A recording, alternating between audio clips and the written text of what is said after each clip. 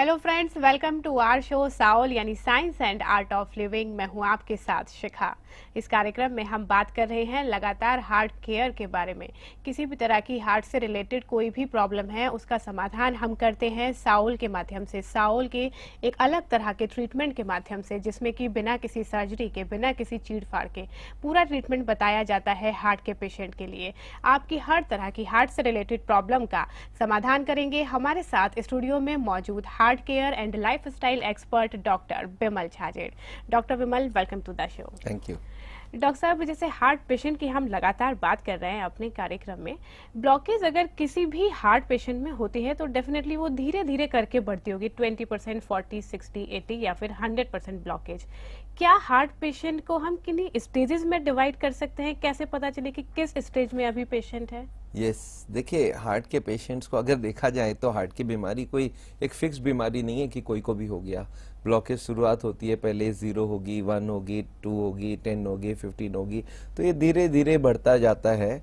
अगर सोच लेते हैं थियोरेटिकली हम लोग हार्ट के पेशेंट्स को डिवाइड करना चाहते हैं, भाई क्या डिवीजन हो सकता है, तो पहले तो मैं बोलूँगा एक कैटेगरी कर लेते हैं जो 20 से कम ब्लॉकेज है या 10-20 ब्लॉकेज है, उनको हम बोल देते हैं नो हार्ट पेशेंट, मतलब वो हार्ट के पेशेंट है ही नहीं।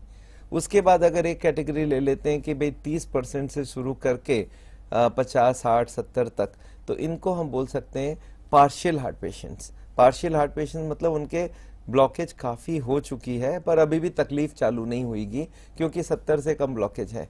इन बिटवीन एक और पेशेंट का कैटेगरी हम बना सकते हैं जिसको हम बोल सकते हैं पोटेंशियल हार्ट पेशेंट, मतलब उनके पास अभी ब्लॉकेज 10, 20, 30, 40 ही है, 30 तक ही है, पर उनके पास उसके रिस्क फैक्टर्स बहुत सारे हैं, मतलब डायबिटीज़ है, ब्लड प्रेशर है, फैमिली हिस्ट्री हार्ट डिजीज़ की है, मोटापा है, टेंशन है, तो इनको बोलेंगे पोटेंशियल हार्ट पेशेंट। तो हो गया no heart patient, potential heart patient, partial heart patients. इसके बाद एक कैटेगरी होगा जो 70-80 के ऊपर ब्लॉकेज कर चुका है, जिसको हम बोलते हैं फुल ब्लोन हार्ट पेशेंट, मतलब फुल फ्लेजेड हार्ट पेशेंट, मतलब वो हार्ट का पेशेंट हो चुका है। और अगर कोई इसके बाद और एक कैटेगरी करना चाहे तो एक और कैटेगरी ये होगा कि हार्ट पेशेंट विद कॉम्प्लिकेशंस, जिसको हार्ट अटैक हो चुकी है, जिसके बाईपास हो गई है, एंजियोप्लास्टी हो गई है। तो मैं हार्ट के पेशेंट को 5 कैटेगरी में डिवाइड करूंगा। एक no heart patient, potential heart patient, partial heart patient, full blown heart patient, और फाइनल हो गया जो कॉम्प्लिकेशंस के साथ हार्ट के पेशेंट्स है। जी डॉक्टर साहब, चलिए 5 कैटेगरीज आपने बताई हैं, अलग अलग आपसे जानना चाहूंगी हर कैटेगरीज के बारे में। देखिए 0 to 20% तो पता भी नहीं चलना है उनको पता भी नहीं चलेगा उनको हार्ट की बीमारी है कि नहीं है। इसको डिटरमिन करेगा सीटी कोरोनरी स्कैन। तो मैं लोगों को बोलता हूँ, देखिए 20 साल तक तो हार्ट की बीमारी होगी नहीं, क्योंकि 20 साल के पहले ब्लॉकेज ज़्यादातर होती नहीं है, जितनी भी फैट खाए वो ग्रोथ में निकल जाती है।